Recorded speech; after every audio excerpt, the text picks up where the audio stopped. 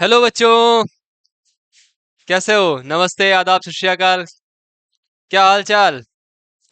बढ़िया। तो आज हम बात करने वाले हैं क्लास 10th के पॉलिटी यानी कि राजनीति विज्ञान, क्या कहते हैं या कह सकते हैं लोकतांत्रिक राजनीति के चैप्टर नंबर 5 के बारे में, जिसका नाम है लोकतंत्र के परिणाम।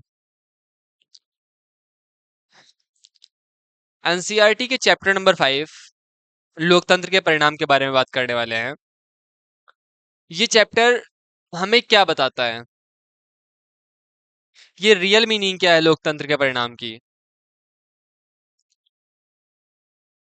ये चैप्टर है ना, ये हमें रियल मीनिंग बताता है लोकतंत्र के परिणाम के बारे में। लोकतंत्र के परिणाम का मतलब ये होता है कि लोकतंत्र की हानियां, लाभ और इससे फायदे क्या क्या हैं। क्यों लोकतंत्र एक अच्छी चीज है, अच्छी व्यवस्था है लोकतंत्र। इन सारी चीजों के बारे में इस चैप्टर के बारे में बताया गया है, इस चैप्टर में बताया गया है। तो जब हम लोकतंत्र के परिणाम के बारे में बात करते हैं तो सबसे पहले ये हमारा कौन सा चैप्टर है? ये चैप्टर हमारा कौन सा है? ये चैप्टर का नाम क्या है? चैप्टर का नाम है लोकतंत्र के परिणाम। ये चैप्टर का नंबर क्या है? चैप्टर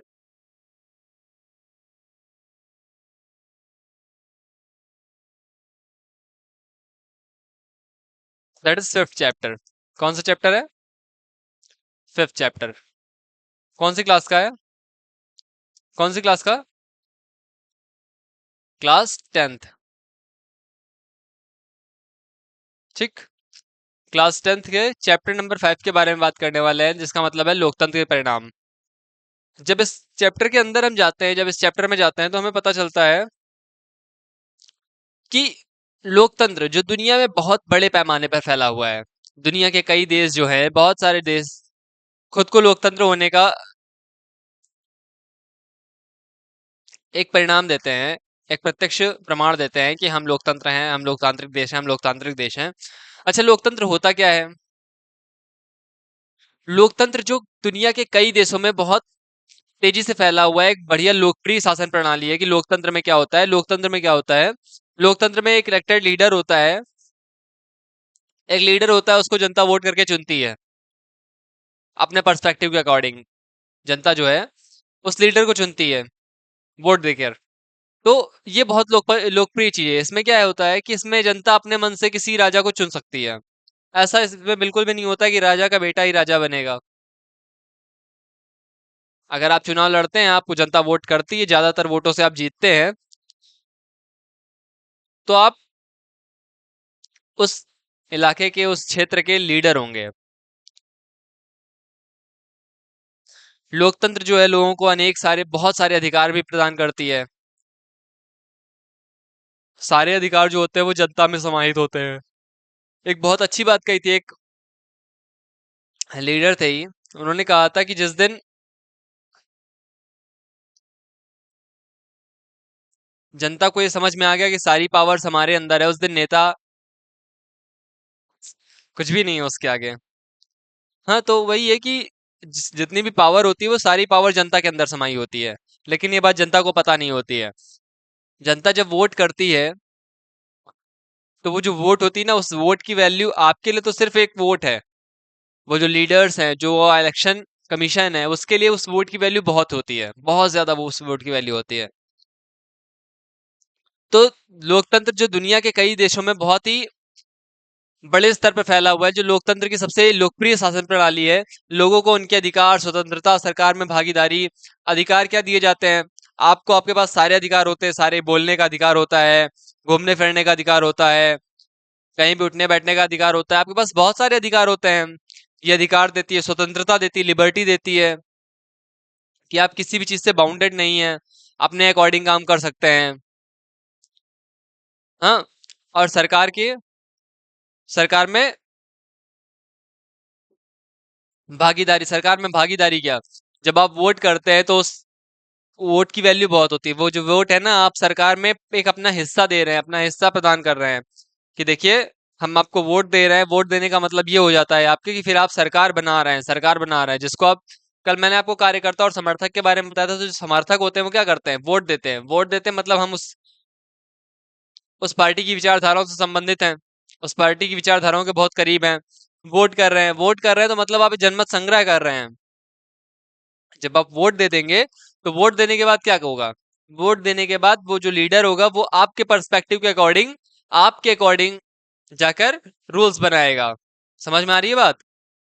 तो ये बात होती, ये होता है हमारा सरकार में भागीदारी। तो पहला पहला कि लोकतंत्र जो दुनिया में सबसे लोकप्रिय शासन प्रणाली है, लोगों को इसमें क्या देता है? अधिकार देता है, स्वतंत्रता और सरकार में भागीदारी की स्वतंत्रता देता है। इस अध्याय में हम ये क्या समझेंगे? इस अध्याय में हम ये समझेंगे कि लोकतंत्र के क्या परिणाम होते हैं, रिजल्ट क्या होता है लोकतंत्र का, और ये जनता के जीवन को कैसे प्रभावित करता है। इस सारे चीज इस चैप्टर में हम सबसे पहली चीज यही पढ़ेंगे कि लोकतंत्र होता क्या है। इसको हम इसके लाभ हानियों के बारे में जानेंगे। और दूसरी बात है कि ये लोगों के जीवन को प्रत्यक्ष रूप से कैसे प्रभावित कर रहा है। और हम ये भी देखेंगे कि ये इसमें जो है ये कितना उत्तरदायी है। उत्तरदायी का मतलब समझते हैं? अगर बाई चांस मैंने कोई काम कर दिया है तो मुझे उस कार्य के प्रति जो, जैसे मुझे कोई जिम्मेदारी दी गई है, मुझे आपको पढ़ाने की जिम्मेदारी दी गई है, अब आप नहीं पढ़ रहे हैं, समझ रहे हैं? अगर आप नहीं पढ़ रहे हैं तो इस कार्य के प्रति उत्तरदायी मैं हूँ। मैं पढ़ा रहा हूँ, अगर आपको मैं अच्छा कंटेंट नहीं दे रहा हूँ आपको, जो आपको समझ में नहीं आ रहा, तो इस कार्य के प्रति उत्तरदायी हूँ मैं। जिम्मेदार जिम्मेदार तो मैं हूं ही कि मैं पढ़ा रहा हूँ। पढ़ाना जो है मेरी सबसे बड़ी जिम्मेदारी है। और वैध, मैं लीगली पढ़ा रहा हूँ आपको, इलीगल चीजें नहीं पढ़ा रहा हूँ, लीगली तरीके से पढ़ा रहा हूँ। समझे? जिसमें मैं जिम्मेदार भी हूँ इस कार्य के प्रति और उत्तरदायी भी हूँ। तो क्या है, कितना जिम्मेदार, उत्तरदायी, जिम्मेदार और वैध शासन प्रदान करता है। और इसमें ये जानने की कोशिश करेंगे कि लोकतंत्र को और बेहतर कैसे बनाया जा सकता है, और बेहतर कैसे बनाया जा सकता है लोकतंत्र को।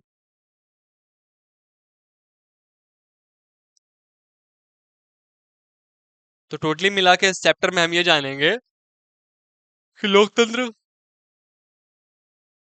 क्या होता है, कैसे होता है, कितना उत्तरदायी, जिम्मेदार और वैध शासन प्रणाली है, इसके बारे में जानेंगे। उसके बाद आर्थिक समृद्धि और विकास जानेंगे। इस चैप्टर में हम क्या क्या कवर करेंगे? पहले तो हम कवर करेंगे, सबसे पहली बात क्या कवर करेंगे? पहला तो हमने परिचय कवर कर लिया है।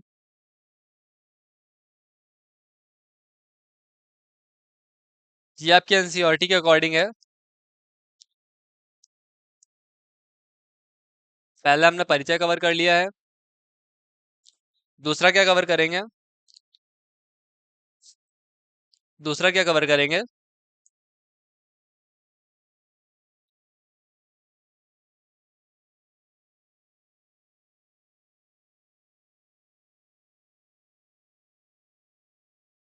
लोकतंत्र के परिणामों का मूल्यांकन कैसे करें।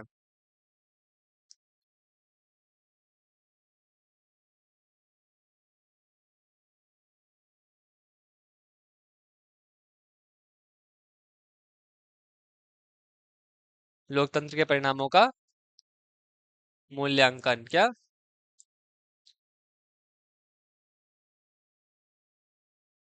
तीसरा क्या देखेंगे?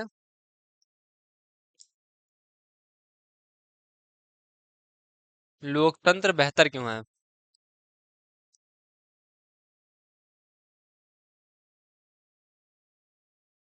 लोकतंत्र बेहतर क्यों है। और क्या देखेंगे? और क्या देखेंगे इसमें?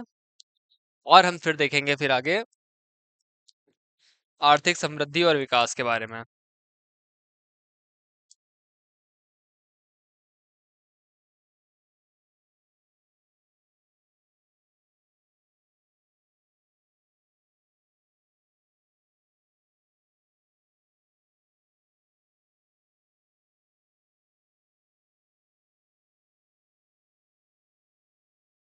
ठीक, इतनी चीजें हम देखेंगे, जिसमें से हमने पहले परिचय देख लिया है कि इस चैप्टर में क्या पढ़ेंगे। इस चैप्टर में टोटली मिला के हम पढ़ेंगे कि लोकतंत्र कैसे काम करता है, लोकतंत्र हो की चुनौतियां क्या क्या हैं, और लोकतंत्र को कैसे बेहतर बनाया जा सकता है। इस बारे में देखेंगे। अब लोकतंत्र के परिणामों का मूल्यांकन कैसे करें। लोकतंत्र के परिणामों का मूल्यांकन का मतलब क्या होता है? सबसे पहले लोकतंत्र के परिणामों का मूल्यांकन कैसे करें, ये आपकी एनसीईआरटी की सबसे पहली हेडिंग है। तो जब हम बात करते हैं लोकतंत्र के परिणामों का मूल्यांकन करें, उसमें हम कैसे देखते हैं इसको, आसान शब्दों में क्या है, इसका आसान शब्दों में मतलब होता है कि लोकतंत्र के फायदे और नुकसान को कैसे समझें और परखें। लोकतंत्र के फायदे क्या होते हैं, लोकतंत्र के नुकसान, इन दोनों को फायदे और नुकसान को जब पढ़ते हैं तभी हम करते हैं लोकतंत्र के परिणामों, परिणामों का मतलब लोकतंत्र से जो हमें फल यानी कि जो प्रॉफिट मिल रहा है,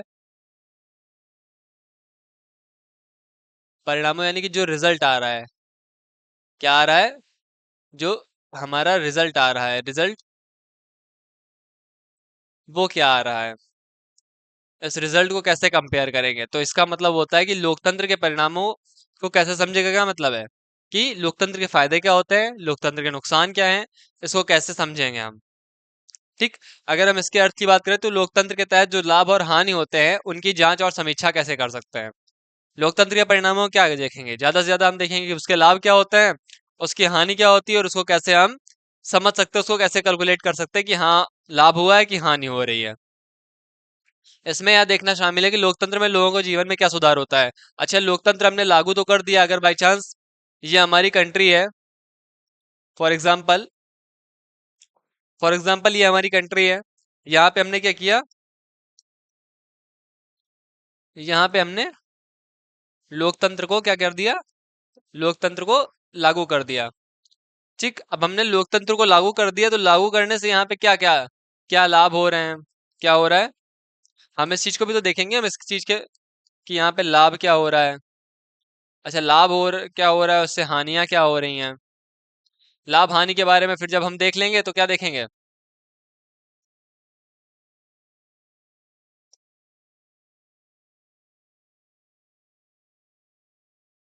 अब ये जो है ये कितना उत्तरदायी है। दूसरी बात हम क्या देखेंगे यहाँ पे, कि जो यहाँ पे रहने वाले लोग हैं,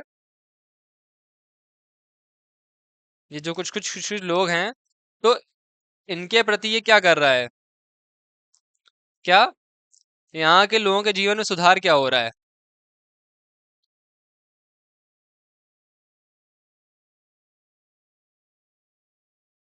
यहाँ के लोगों के जीवन में सुधार क्या हो रहा है, हम इसको किसमें देखेंगे।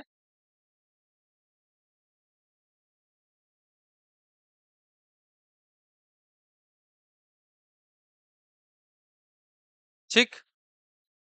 लोकतंत्र बाई चांस ये हमारा देश है, इसमें हमने लोकतंत्र लागू कर दिया है, तो इससे हमारे यहाँ पे लाभ हानि क्या हो रहा है, लाभ क्या हो रहा है, हानियां क्या हो रही हैं, और उसके बाद हम इसमें अगर ये लोगों के जीवन पे सुधार क्या क्या आ रहा है, सुधार क्या हो रहा है यहाँ पे, तो इस लोकतंत्र के परिणामों का मूल्यांकन ऐसे करते हैं। लोकतंत्र बाई चांस ये हमारी कंट्री है, आप वो ऊपर क्या लिखा है इसको छोड़ दीजिए, अभी इसको देखिए। हमारी कंट्री है, हमारा घर है, हमारा घर है, अगर हमने घर पे कोई पॉलिसी इंट्रोड्यूस कर दी है, ठीक, अगर हमने घर पे अपने कोई पॉलिसी इंट्रोड्यूस की है कि देखो आज के बाद जो भी है 10 बजे खाना खा लेंगे, सब लोग 10 बजे घर के अंदर आ जाएंगे, हमने ये पॉलिसी इंट्रोड्यूस की कि हमारे घर में ये जो हमारा ये जो हमारा घर है, इस घर में 10 बजे सब लोग खाना खा लेंगे, और 10 बजे तक सब लोग घर के अंदर एंटर हो जाएंगे, तब सब लोग साथ में बैठ के खाना खाएंगे। तो जो हमने ये पॉलिसी इंट्रोड्यूस की है, जो हमने नया नियम लागू किया है अपने घर में कि 10 बजे खाना खा लेंगे और सब लोग घर आ जाएंगे, तो इससे लाभ क्या हो रहा है, इससे कुछ लाभ हो रहा होगा तभी तो, कि देखो सब लोग घर में शांति से बैठ के आराम से सब लोग साथ मिलकर खाना खा रहे हैं। अब इससे हानियां क्या हो रही हैं, किसी की बाई चांस ड्यूटी 11 बजे छूटती हो, हाँ, और वो जल्दी से आ जाए घर, वहां पे काम ऑफिस का काम छूट जाए, तो इससे हानि भी तो हो रही है। इससे लाभ क्या हो रहा है, सब लोग साथ में मिलकर बैठ रहे हैं, हानि क्या हो रही है कि उसका काम छूटा जा रहा है। और दूसरी बात है कि इसमें सुधार हो रहा है कि नहीं हो रहा है।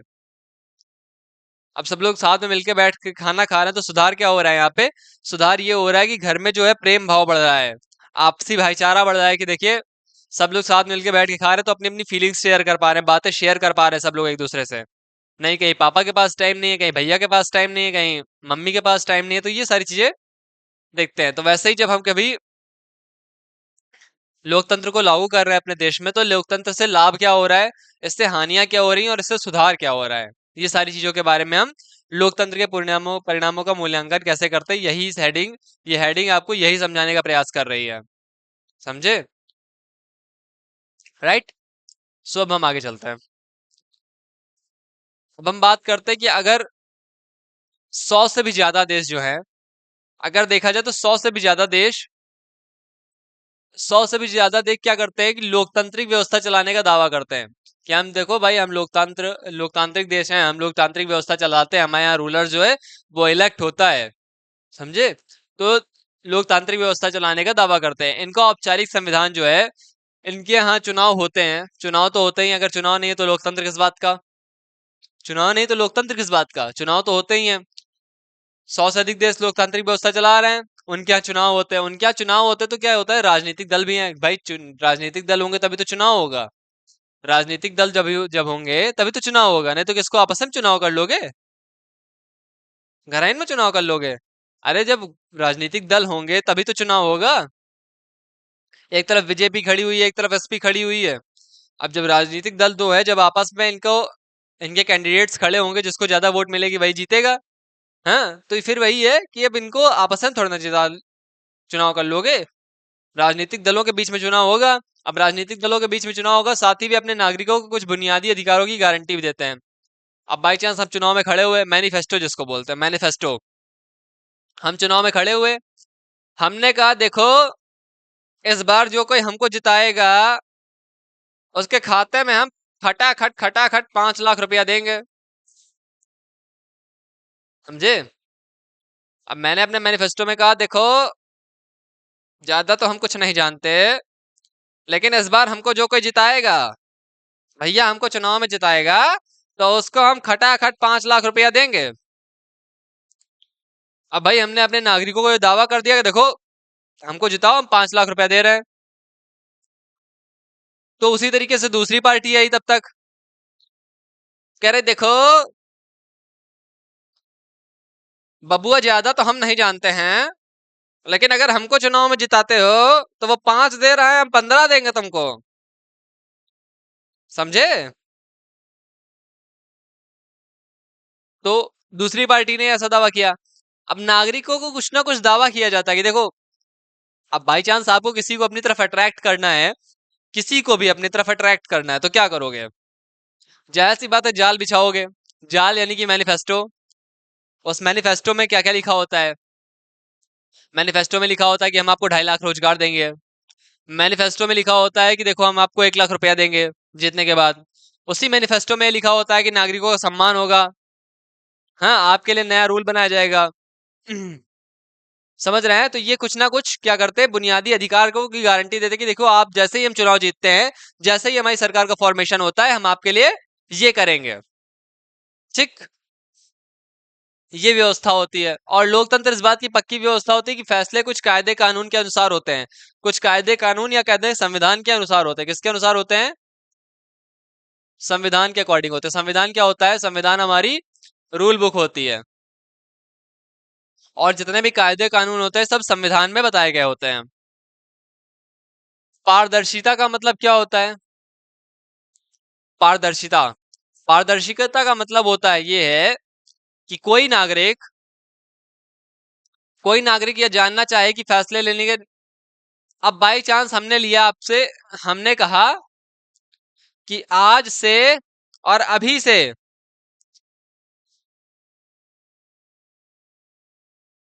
आज से और अभी से मैं ये नियम, ये रूल लागू करता हूं अपने इस क्षेत्र में, ये नियम लागू करता हूं। तो ये नियम लागू किया गया है अगर, तो ये किस लिए लागू किया गया है? पहली बात तो नागरिकों को यह जानने का अधिकार है कि किस लिए लागू किया गया है, क्यों लागू किया गया है, और और दूसरी बात क्या, कि इससे फायदा और नुकसान क्या क्या है। तो अगर हम चाहें, कोई नागरिक यह जानना चाहे कि फैसले लेने में किस नियम का पालन हुआ है, किन नियमों का पालन हुआ है, तो वो जानने का पूरा अधिकार रखता है कि उस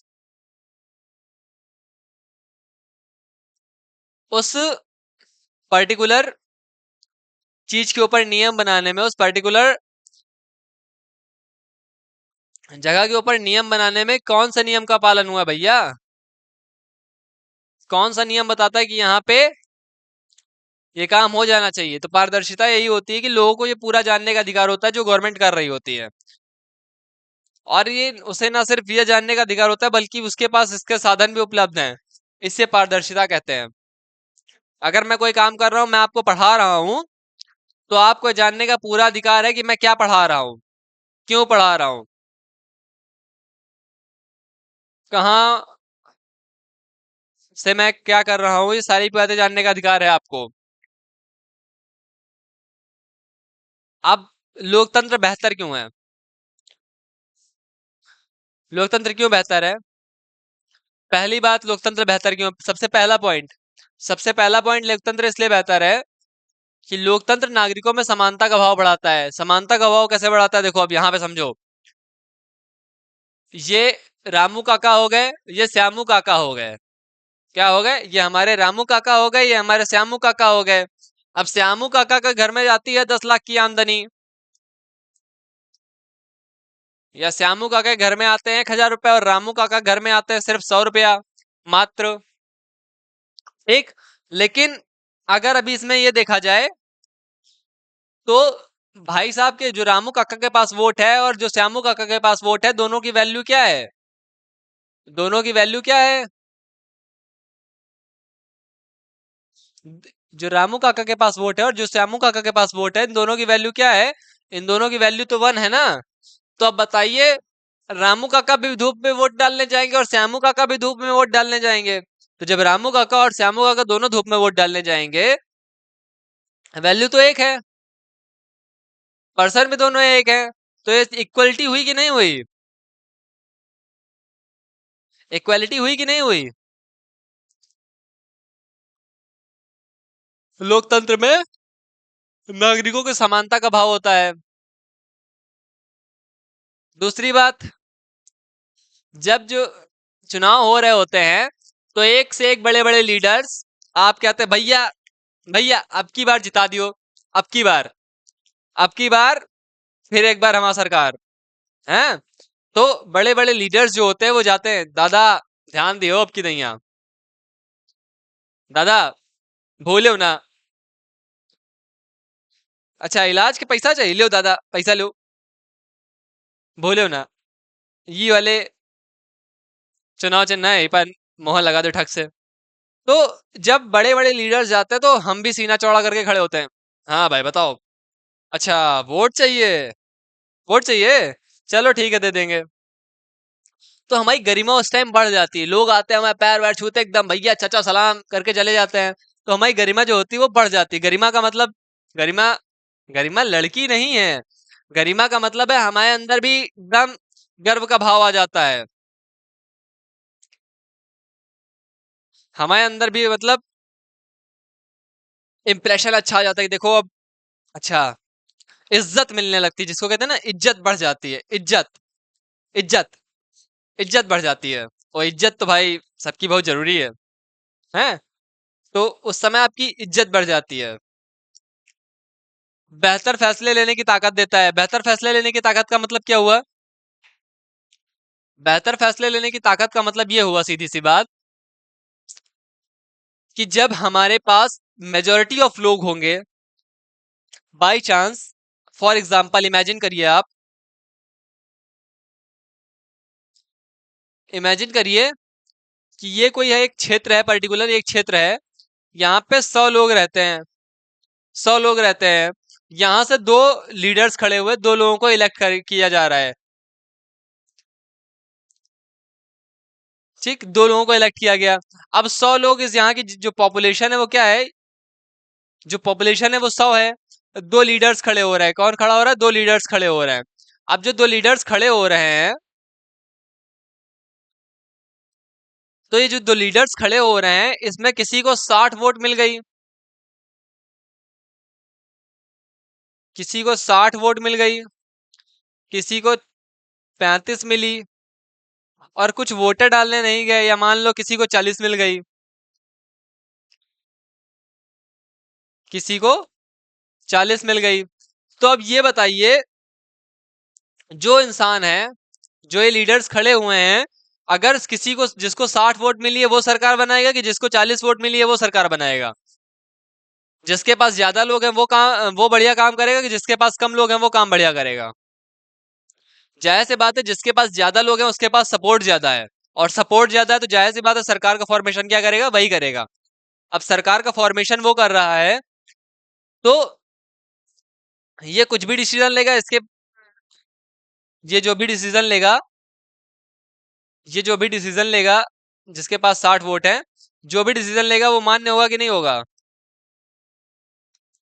ठीक। जब ये सरकार में है तो ये जो डिसीजन बनाएगा वही मान्य होगा। अब इसने कोई भी रूल बना दिया तो लोगों को मानना पड़ेगा। तो लोगों को मानना पड़ेगा, वही बात यहाँ पे बता रहा है कि लोकतंत्र जो है हमको फैसले लेने की ताकत देता है, बेहतर फैसले ले सकते हैं। ठीक। बेहतर फैसले क्यों? अच्छा, यहाँ पे एक और बात है कि अगर लोकतंत्र नहीं होगा तो ये जो 100 लोग हैं, ये 100 लोग आपस में मार काट करे रहेंगे। क्या करेंगे? आपस में मार काट कर देंगे कि नहीं भैया हमारा बात मानी जाए, नहीं भैया हमारा बात मानी जाए, हमारी बात मानिए या तो हमारी बात मानिए, ऐसे आपस में ही लड़ा करेंगे। और आपस में ही लड़े करेंगे तो हो गया भैया, चुनाव हो गया, नियम बन गए, फिर कानून कायदे कानून बन गए। समझ रहे हैं?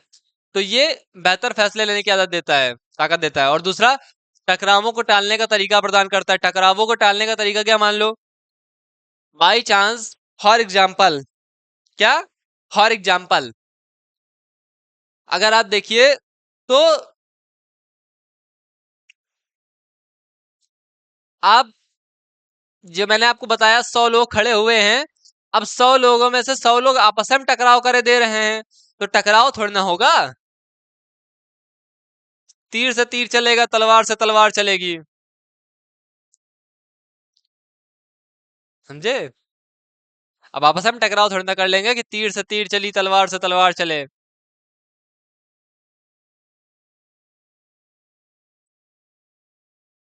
तो दूसरी बात,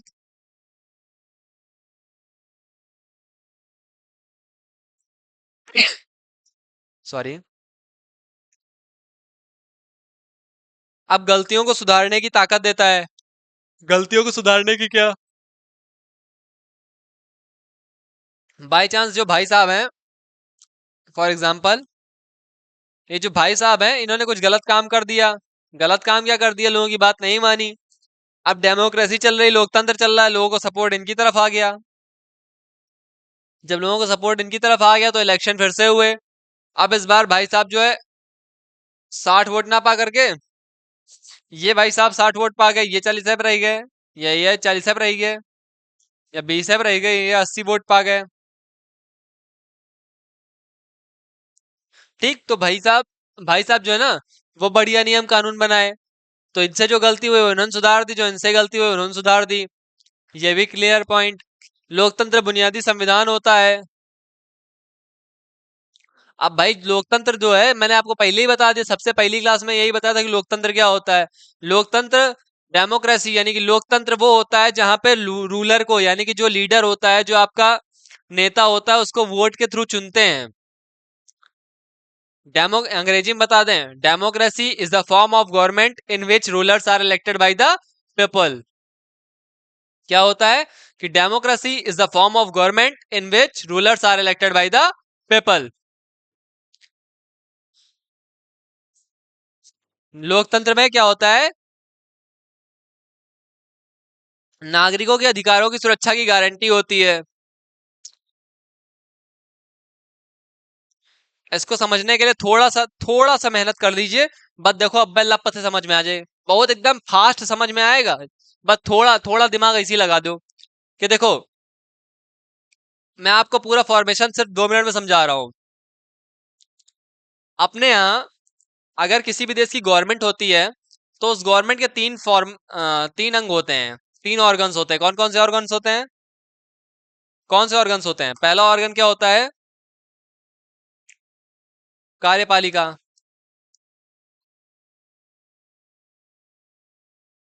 दूसरा, विधायिका। तीसरा, न्यायपालिका। अच्छा, कार्यपालिका का काम क्या होता है?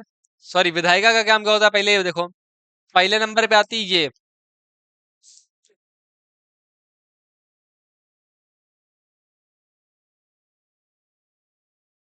पहले नंबर पे आती है ये क्या करती है? कानून बनाती है।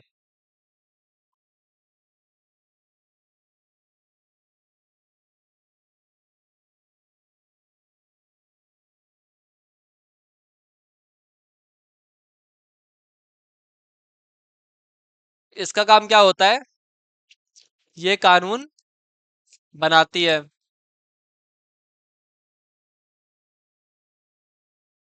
अरे,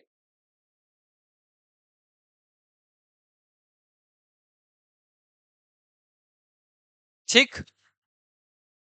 अब ये कानून बना देती है तो ये क्या करती है, कार्यपालिका क्या करती है? इसको लागू करती है। क्या कर लागू करती है? कानून को लागू करती है। अब कानून को लागू करने के बाद विधायिका जो है, कार्यपालिका, विधायिका के ऊपर कमांड कौन रखता है? न्यायपालिका। कि विधायिका ने जो कानून बनाया वो सही बनाया कि नहीं बनाया, और इसको कार्यपालिका लोगों के ऊपर इम्प्लीमेंट कर रही है कि नहीं कर रही है। इसका काम क्या होता है? ये क्या करती है? ये रिव्यू करती है, चीजों को देख रेख में रखती है। ठीक। तो जो चुनाव वगैरह होता है, अगर देश में एक डेमोक्रेटिक कंट्री में ये जो सारी चीजें जो होती हैं,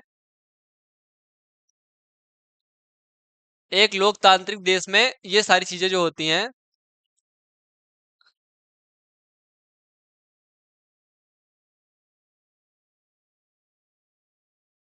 ठीक, एक लोकतांत्रिक देश में ये तीनों अंग होते हैं। अब ये तीनों अंग हो गए तो क्या होगा? कि भाई चांस विधायक विधायिका ने काम अपना सही से नहीं किया। अब विधायिका ने काम सही से नहीं किया तो न्यायपालिका देखो उसके ऊपर कमांड रखने के लिए बैठी हुई है। न्यायपालिका भी कमर तोड़ देगी उसकी, विधायिका की, कि जो तुम्हारा रूल है वो सही नहीं बना है। समझे? तो कार्यपालिका क्या करेगी? सॉरी, न्यायपालिका क्या करेगी? इन दोनों के ऊपर कमर तोड़ने के लिए रखी है। तो अगर आपके अधिकारों का हनन हो रहा है इन दोनों के, ये दोनों अगर आपके अधिकारों का हनन कर रहे हैं तो क्या होता है? न्यायपालिका। न्यायपालिका में भी आप कहाँ जा सकते हैं? न्यायपालिका के भी तीन अंग होते हैं, कौन कौन से? पहला, सुप्रीम कोर्ट। कौन सा?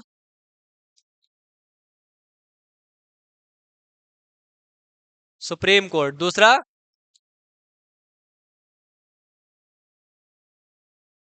High court. और तीसरा, जिला न्यायालय।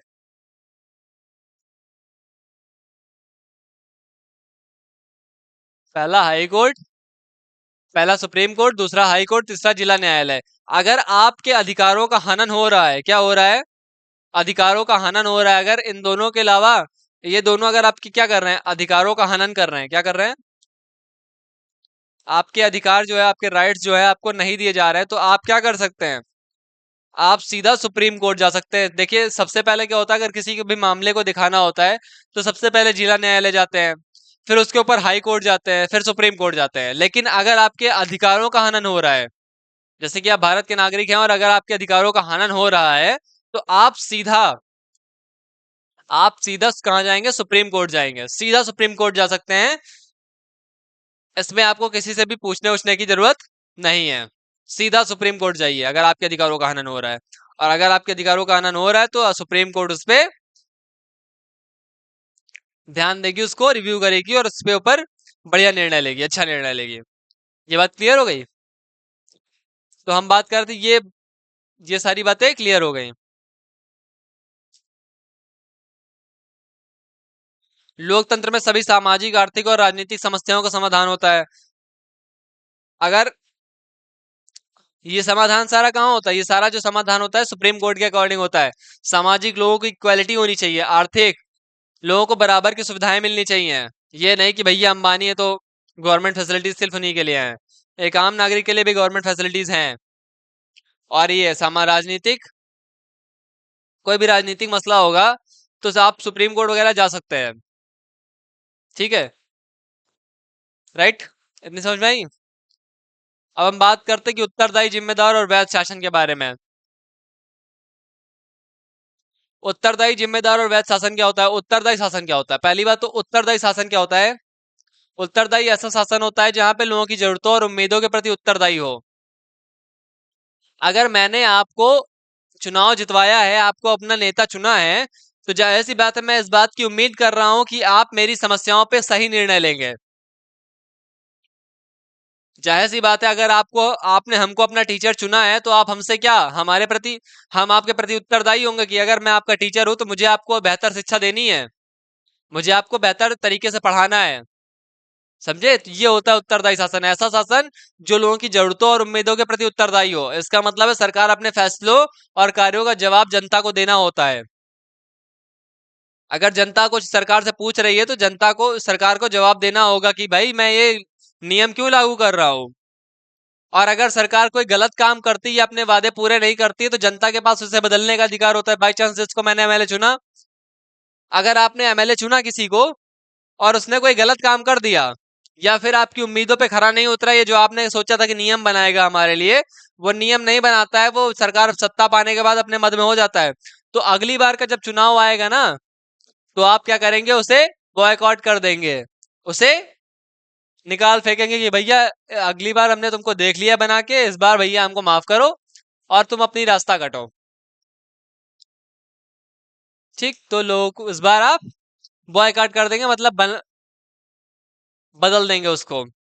जिम्मेदार शासन एक ऐसी शासन व्यवस्था कि जो सरकार जिम्मेदारी और ईमानदारी से काम निभाती हो। बाई चांस मुझे जो काम दिया गया है, मुझे आपके यहाँ के विधायक के रूप में या मुझे आपके यहाँ के एमएलए के रूप में चुना गया है, तो मुझे इस बात का पूरा ध्यान देना होगा कि जो आपके यहाँ पे समस्याएं, जो आपकी समस्याएं हैं, उनका संपूर्ण रूप से निदान किया जा सके। तो ये होता है जिम्मेदार शासन कि जो जनता के हित में काम करती है, जनता के हित में काम करती है, इसका मतलब है कि सरकारी अधिकारी और नेता अपने कार्यों के लिए जिम्मेदार होते हैं। अगर वे गलतियां करते हैं तो उन्हें उसकी हिसाब भी देना पड़ता है। वैध शासन एक ऐसा शासन जो कानूनों और नियमों के तहत चलता है। वैध शासन, अगर देखिए,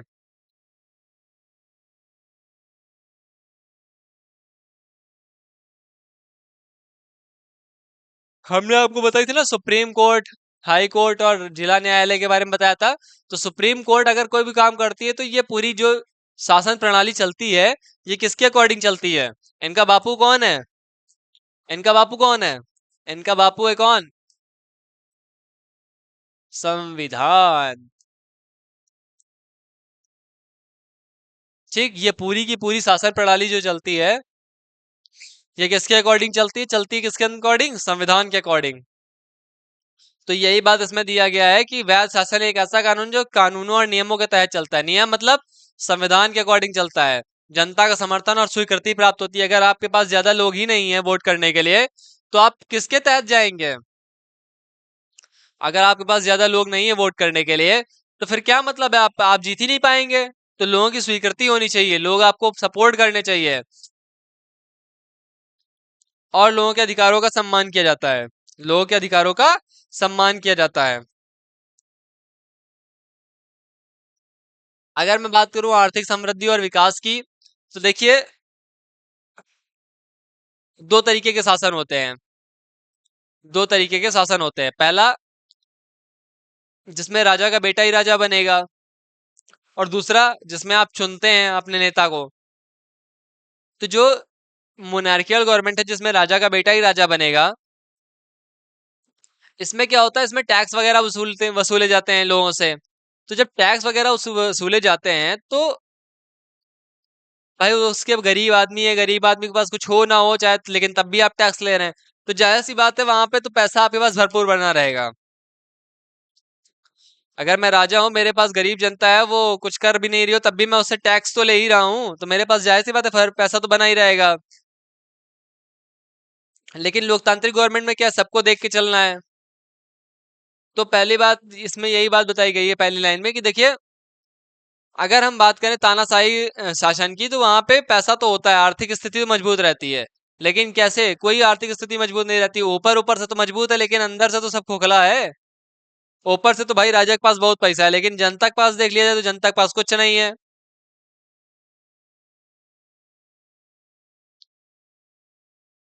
उसके बाद क्या है कि तो फिर हम पैसे को देख के अकेले पैसे को अकेला कारक तो नहीं मान सकते ना, आर्थिक मतलब अगर हम पैसे को देखें तो पैसा अकेला कारक तो है नहीं। अकेला कारक का मतलब होता है अकेला एक एलिमेंट तो नहीं है ना, कि किसी भी देश को देखने के लिए कि विकसित है कि नहीं विकसित है, कि विकासशील है। अगर हम इसके बाद अन्य कारक की बात करें तो वो भी देखेंगे कि वहां पे जनसंख्या कितनी है, समझे, वहां पे लोग कितना कमा रहे हैं, इन सारी चीजों के बारे में भी तो देखेंगे। इसलिए हमें आर्थिक समृद्धि के साथ अन्य सकारात्मक पहलुओं को भी देखना पड़ेगा। इस दृष्टिकोण से लोकतंत्र हमेशा तानाशाही से बेहतर होता है। तानाशाही में तो सिर्फ पैसे देखते हैं, लेकिन लोकतंत्र गवर्नमेंट में क्या देखते हैं कि मेडिकल फैसिलिटीज, आपको चिकित्सा सुविधा दी जा रही है, अच्छी प्रदान हो रही है कि नहीं हो रही है। चिकित्सा सुविधा अच्छी प्रदान हो रही है तो उसके बाद शिक्षा अच्छी मिल रही है कि नहीं मिल रही है, रोजगार मिल रहा है कि नहीं मिल रहा है, ये सारी चीजों को देखना पड़ता है। इसीलिए लोकतंत्र गवर्नमेंट अच्छी है, इसीलिए डेमोक्रेटिक गवर्नमेंट अच्छी है, लोकतंत्र सरकार अच्छी है।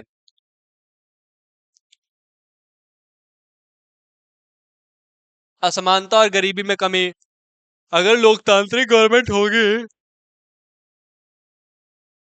तानाशाही गवर्नमेंट है तो सबसे पहले तानाशाही गवर्नमेंट है तो सिर्फ राजा को राजा से ही मतलब है, अपने घर परिवार से मतलब है, जनता से कोई मतलब नहीं। तो जनता क्या करती है, आपस में कास्टिज्म डिवाइड कर लेती है, कि वो ब्राह्मण हो गए, वो ब्राह्मणवादी है, वो ठाकुरवादी है, और वो नीची कास्ट में आते हैं। तो ये जो जाति में असमानता है, और दूसरी बात है कि कोई ज्यादा अमीर है तो भैया वो आ रहा है राजा की कैटेगरी में है, जिसके पास पैसा नहीं है तो भाई ये दोनों के बीच में असमानता तो हो जाएगी ना। तो आर्थिक असमानता तो पूरी दुनिया में बढ़ रही है। भारत की जनसंख्या एक बड़ा हिस्सा गरीब है, ठीक। अगर ये भारत इतना बड़ा भारत है तो इसमें इतने लोग जो हैं, अगर ये इतना बड़ा भारत है तो इसमें जो ये इतने लोग हैं ये गरीब है। और अगर ये इतने गरीब है तो अमीरों की जो आय है और गरीबों की आय में तो जमीन आसमान का अंतर हो गया, ठीक। ये अमीरों की आय हो गई, ये हो गई गरीबों की आय, तो इसमें तो जमीन आसमान का अंतर है। तो जब जमीन आसमान का अंतर है तो लोकतंत्र क्या करता है, इसको मिटाने का प्रयास करता है, लेकिन वो इसमें असफल रहता है।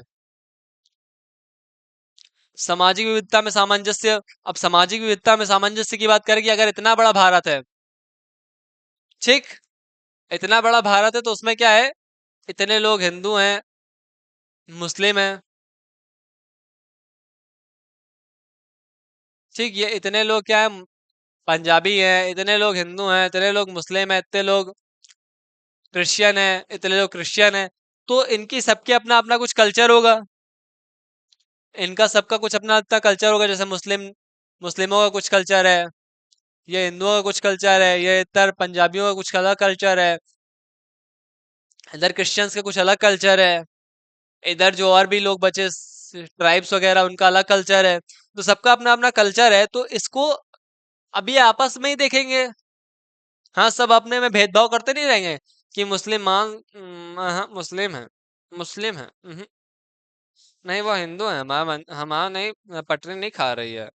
हाँ, तो इसमें आपस में लड़ा मारा करेंगे, कोई भी चीज सही से चल ही नहीं पाएगी, एक अच्छी चीज हो ही नहीं पाएगी। हिंदुओं के अंदर मेंटेलिटी बन गई है कि मुस्लिम बुरे हैं, और मुस्लिम्स के अंदर मेंटेलिटी ये है कि हिंदू हिंदू बुरे हैं। ऐसा कुछ भी नहीं है यार, सब आपस में एकदम इक्वालिटी के साथ चलो, समझे। तो हिंदूज के अंदर मेंटालिटी मुस्लिम्स को लेके खराब है, मुस्लिम्स के अंदर मेंटालिटी हिंदूज को लेके खराब है। तो देश में जितनी भी विविधता है, डाइवर्सिटी है, ये डाइवर्सिटी ही तो है। कोई हिंदू जो है मुस्लिम को देख लेता है तो एकदम भड़क जाता है, फिर उसको सम्मान करना उसको आता ही नहीं है।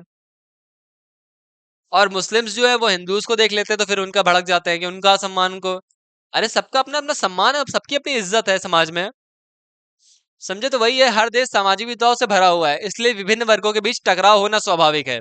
अब हिंदू मुस्लिम है तो आपस में टकराएंगे कि नहीं टकरा देंगे, जाहिर सी बात है। जब आपको एक दूसरे को लेके मेंटालिटी ही नहीं ठीक है तो आप आपस में टकरा जाएंगे, तो टकराव होना स्वाभाविक है। नहीं, मैं ऐसा नहीं कह रहा हूं कि टकराव होता ही रहता है, टकराव होना स्वाभाविक है, ठीक। अब लोकतंत्र ऐसे तरीके का विकास करने में मदद करता है जिन्हें समाज के विभिन्न वर्गों के बीच स्वस्थ प्रतिस्पर्धा हो सके। लोकतंत्र में लोग विविधता का सम्मान करते हैं कि भैया हिंदू हिंदू धर्म का भी सम्मान है, मुस्लिमों का भी सम्मान है, क्रिश्चियंस का भी सम्मान है। हाँ। और सिखिज्म का भाई वो सरदार जी की पगड़ी, क्या बात है। सरदार जी जब पगड़ी पहन के चलते हैं ना तो एकदम रॉयल फीलिंग आती है।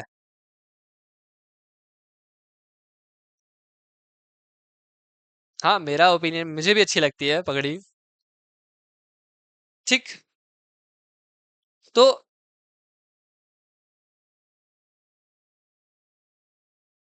ये एक सामंजस्य बना के चलता है लोकतंत्र।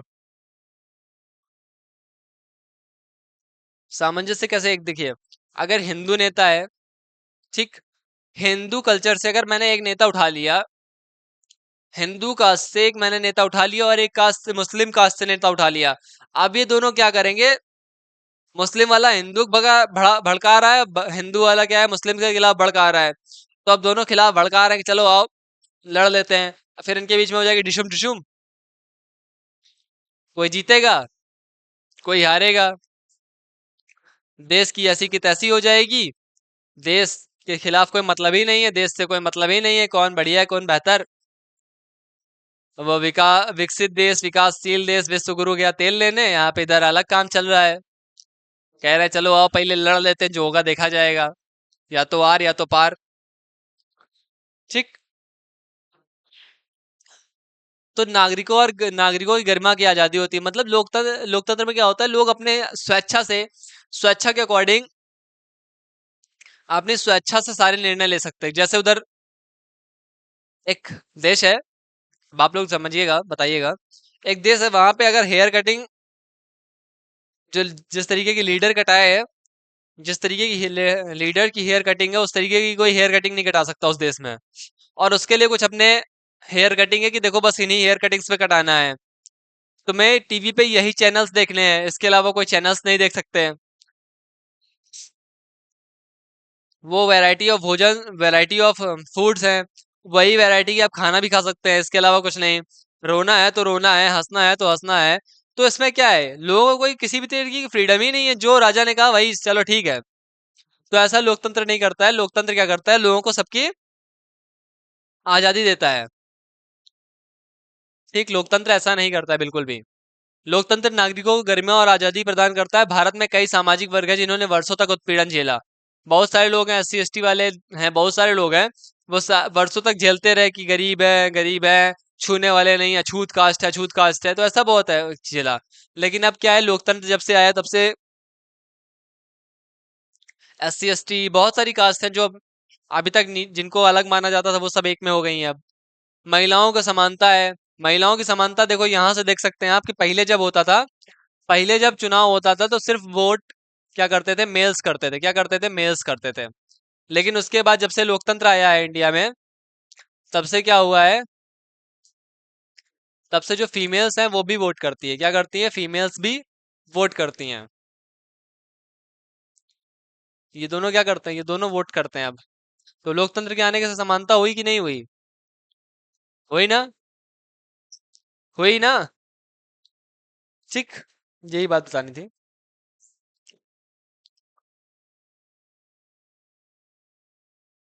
और जातिगत असमानता, जातिगत असमानता तो इंडिया में बहुत ज्यादा है, बहुत ज्यादा। ठीक, लेकिन तब भी है कि आज पिछड़ी जाति और अनुसूचित जाति के लोग हर पेशे में शामिल होने लगे हैं। पहले सिर्फ ब्राह्मणों को शिक्षा देने का अधिकार था, लेकिन आज बहुत सारे टीचर्स हैं जो एससी एसटी कास्ट से बिलोंग करते हैं। समझ रहे हैं। तो ये लोग जो है ना, अब हर फील्ड में दिखते हैं आपको। तो ये जातिगत असमानता खत्म हो गई है। ठीक, इतनी बात समझ में आई। तो हमने क्या क्या कवर कर लिया,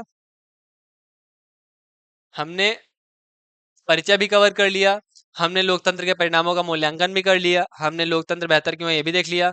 उसके बाद हमने आर्थिक समृद्धि और विकास भी देख लिया। ठीक, और हमने एक और चीज देखी है, क्या नाम है उसका, उसका नाम क्या है,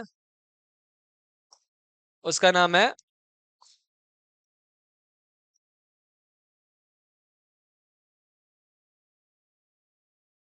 उत्तरदायी,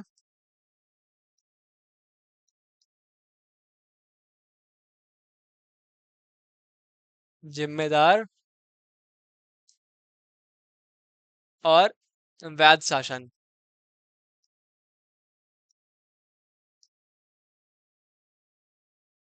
ठीक, ये भी हमने कवर अप कर लिया। सो यहाँ पे हमारे इस चैप्टर का क्या होगा, द एंड हो गया। अब मिलते हैं हम आपसे आपकी नई क्लास में। तब तक के लिए धन्यवाद। मिलते रहिएगा। नमस्ते, आदाब, सत श्री अकाल। आई होप आपको सारी ये बातें समझ में आई होंगी, और जो भी नहीं समझ में आया वो आप टेलीग्राम पे मैसेज कर सकते हैं। धन्यवाद।